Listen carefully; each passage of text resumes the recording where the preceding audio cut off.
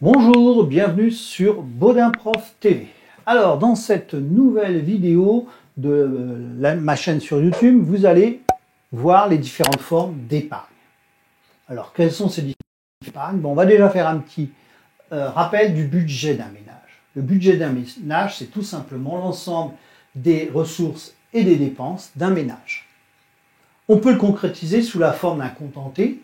En comptabilité, on sait que le débit, c'est tout ce qui rentre dans l'entreprise, les flux entrants, au crédit, les flux sortants. Donc, pour un ménage, c'est tout simple, les flux entrants, c'est tout l'argent qu'il encaisse, en particulier son revenu disponible. Donc là, si vous avez un doute, un revenu disponible, vous pouvez cliquer en haut à droite, une vidéo va vous expliquer ce que c'est. Et donc, au crédit, les flux sortants, ce sont donc toutes ces dépenses, ces décaissements. Et on aura en particulier les dépenses de consommation. S'il lui reste de l'argent, entre ces encaissements et ces décaissements, on pourra parler d'épargne. Donc c'est là-dessus que l'on va développer la vidéo. Alors, pourquoi épargner? Vous allez voir qu'il y a trois grands principes, trois grandes notions à avoir en tête. Premier cas, on va épargner pour se prémunir d'un risque, d'un coup dur, d'un imprévu. Par exemple, la maladie, le chômage, la voiture qui casse, etc. On parle alors d'épargne de précaution. Vous voyez, on est précautionneux, donc on met de l'argent de côté. C'est généralement 40% des capacités d'un ménage, de l'épargne d'un ménage. On peut aussi réaliser un projet sans s'endetter. On peut avoir un projet à court terme, changer la voiture, les vacances, ou à plus long terme, acquérir un logement. Donc là, on va parler d'épargne de projet, ou de confort, ou volontaire. Généralement, c'est 25% des capacités d'épargne qui sont mises dans cette catégorie-là. Et puis, le dernier, c'est qu'on veut constituer un capital, soit pour sa retraite, soit pour le transmettre à ses enfants, soit pour être plus indépendant financièrement, soit pour le plaisir. Il y a des gens qui veulent de l'argent pour avoir de l'argent. On parlera d'épargne financière, même si le terme ici épargne financière me gêne un peu, parce qu'à chaque fois ça concerne de l'argent, je parlerai plutôt d'épargne de spéculation. Et généralement c'est 45% des capacités des ménages. Vous voyez, ça fait plus de 100%, ce qui est normal parce que c'est pas l'ensemble, parce que par exemple un ménage peut mettre 20% en précaution, 30%, etc. Alors maintenant voyons un peu plus les différentes formes d'épargne. Alors là, les différentes formes d'épargne, il y en a deux. La première, c'est l'épargne financière. Donc tout simplement, c'est mettre de l'argent de côté. Soit cet argent va ne pas être productif, ça veut dire qu'il ne va pas rapporter d'intérêt. Vous avez 100 en début d'année, vous aurez 100 en fin d'année. On parle de thésaurisation, ça c'est le terme technique. Thésauriser, ça veut dire mettre de l'argent de côté, mais ça ne rapporte rien. Deux exemples, garder l'argent chez soi, ce qu'on appelle le bas de laine, le mettre sous le matelas. Ou alors, c'est le laisser sur son compte en banque, classique, son compte courant, qui généralement ne rapporte pas d'intérêt. Donc si on a le non productif, juste après, on a de l'argent de côté, mais ça va produire des intérêts. C'est-à-dire que vous placez 100 en début d'année, puis en fin d'année, vous avez 105, 110, 102, peu importe, mais vous gagnez normalement. On parle de placement financier. Alors là, il y en a un grand nombre. On peut avoir tout ce qui est livret. Le livret A, c'est-à-dire que ça vous rapporte un intérêt, c'est disponible quand vous voulez et c'est sans impôt.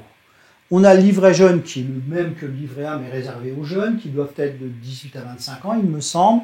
Après, on a le livret de développement durable et solidaire qui est à peu près pareil. Les taux d'intérêt peuvent changer. La différence avec les autres, c'est que solidaire, ça veut dire que vous pouvez en faire don à un acteur de l'économie sociale et solidaire. Après, on a ce qu'on appelle les plans d'épargne logement, compte épargne logement. Leur but, c'est tout simplement d'épargner avec l'objectif d'acheter ou de rénover une maison. À partir de là, l'épargne que vous avez constituée, vous allez pouvoir bénéficier de taux d'intérêt plus intéressants et des fois de primes de l'État. On a le plan d'épargne retraite, donc là vous mettez de l'argent de côté pour votre retraite, donc ça va produire des intérêts. L'assurance vie, c'est à peu près la même chose. La différence, c'est que Le PER, c'est pour votre propre retraite. L'assurance vie, vous pouvez en désigner des bénéficiaires différents de vous-même.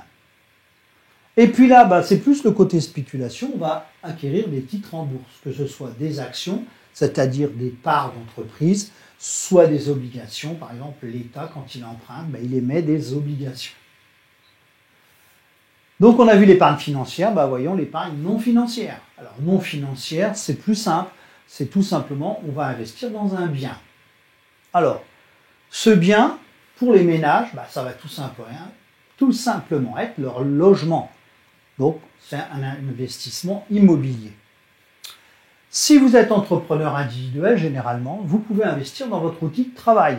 Donc dans un véhicule pour votre entreprise, dans un local, une machine, etc. Voyons un petit exercice, donc vous pouvez mettre sur pause, vous réfléchissez, savoir quel élément va dans quelle case, on va dire. Je vous retrouve pour la correction. Alors, corrigeons. Nawel laisse son salaire sur son compte courant. Donc le salaire est sur son compte courant, il ne produira pas d'intérêt, c'est de la thésaurisation, mais c'est quand même une épargne financière. La famille de Ludovic signe chez le notaire l'acquisition de leur maison. Là, on est sur l'acquisition d'une maison, donc on est dans typiquement du non financier, même s'il faudra la payer la maison. Maud ouvre un plan d'épargne logement. Maud a envisagé donc d'acquérir un logement plus tard, elle met de l'argent de côté dans un PEL, et donc on est bien sur de l'épargne financière. Arnaud achète des actions TF1. Donc il les achète dans le but de les revendre et de gagner de l'argent, donc il spécule, donc c'est une épargne financière. Thibaut achète un nouvel ordinateur pour son entreprise. Donc il a besoin d'investir dans du matériel pour son entreprise, on est dans de l'épargne non financière. Et Kevin souscrit une assurance vie, donc il veut se prémunir contre les risques, tout compte fait de décéder, ou il veut accumuler de l'argent pour récupérer une rente au moment de sa prise de retraite, donc on est sur du financier. Voilà, j'en ai terminé avec cette vidéo sur les différentes formes d'épargne. Donc si vous avez aimé, n'hésitez pas à liker, la partager, ma chaîne, comme d'habitude, et vous y abonner. Merci, au revoir.